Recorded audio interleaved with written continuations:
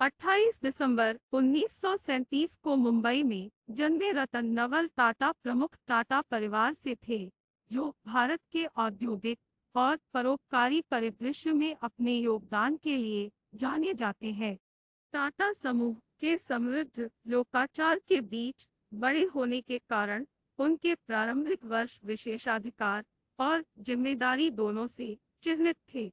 रतन टाटा की शिक्षा मुंबई के कैथेड्रल और जॉन कोनन स्कूल में शुरू हुई। इसके बाद उन्होंने संयुक्त राज्य अमेरिका में वास्तुकला और संरचनात्मक इंजीनियरिंग में आगे की पढ़ाई की। उनके प्रारंभिक वर्षों को अकादमिक कठोरता और उनके पूर्वजों द्वारा स्थापित बहुआयामी व्यापारिक साम्राज्य के संपर्क के मिश्रण से आकार दिया गया था। 1962 में रतन टाटा ने टाटा समूह में अपना करियर शुरू किया और समूह के विभिन्न प्रभागों में विभिन्न पदों पर काम किया। संगठन के भीतर उनके शुरुआती अनुभवों ने उन्हें व्यापार जगत की जटिलताओं से परिचित कराया और कंपनी के संचालन की गहरी समझ पैदा की। जैसे जैसे उनकी यात्रा आगे बढ़ी, रतन टाटा का दृष्टिकोण महज व्यापारिक लेनदेन से आगे बढ़ गया। यह नवाचार, प्रगति और सामाजिक जिम्मेदारी के प्रति प्रतिबद्धता के रूप में विकसित हुआ। उनके नेतृत्व में टाटा समूह की समृद्ध विरासत और मूल्यों को बरकरार रखते हुए उसे आधुनिक बनाने और वैश्वीकरण करने की इच्छा थी। उनके करियर में महत्वपूर्ण मोड़ 1991 में आया, जब उन्हें टाटा समूह का अध्यक्ष नियुक्त किया गया। उनके कार्यकाल में समूह की रणनीतियों में एक आदर्श बदलाव देखा गया, जिससे महत्वपूर्ण विस्तार, विविधीकरण और विलय हुए। उनके नेतृत्व में टाटा समूह ने इस्पात, ऑटोमोबाइल, सूचना प्रौद्योगिकी, दूरसंचार और आतिथ्य सहित विविध उद्योगों में कदम रखा। उनके नेतृत्व में टेटली, कोरस और जगुआर लैंड रोवर के अधिग्रहण ने समूह की वैश्विक उपस्थिति को मजबूत किया और इसे नई ऊंचाइयों पर पहुंचाया। हालांकि रतन टाटा की विरासत बॉर्डरों और लाभ मार्जिन से परे फैली हुई है। वह एक दूरदर्शी नेता था जिन्होंने कॉर्पोरेट सामाजिक जिम्मेदारी पर जोर दिया।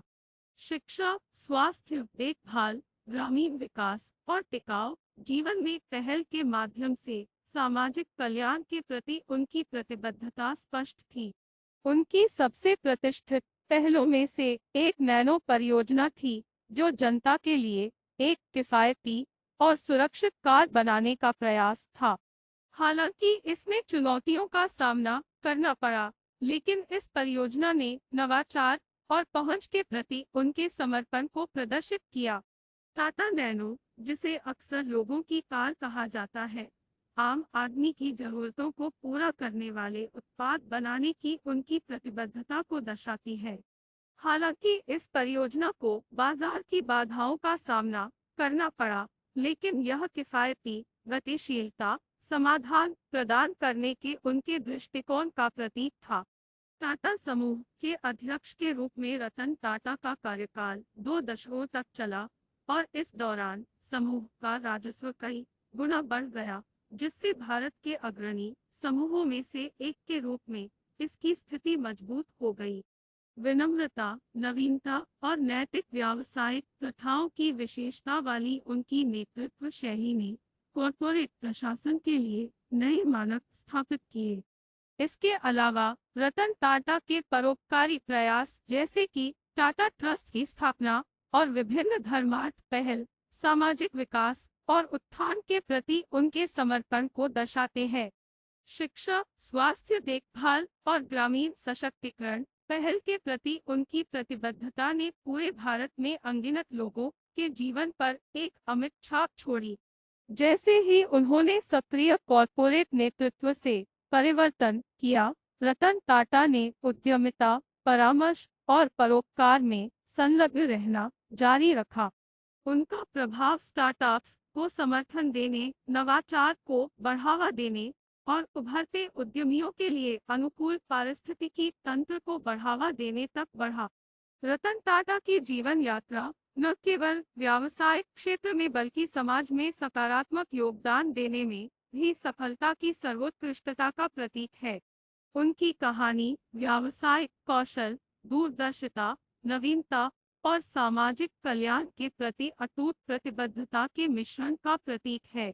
उनकी उपलब्धियों और योगदान ने एक स्थायी विरासत छोड़ी है, जो उद्यमियों, व्यापारिक नेताओं और व्यक्तियों की पीढ़ियों को उत्कृष्टता, नैतिक प्रथाओं और सार्थक सामाजिक प्रभाव के लिए प्रयास करने के लिए प्रेरित करती है।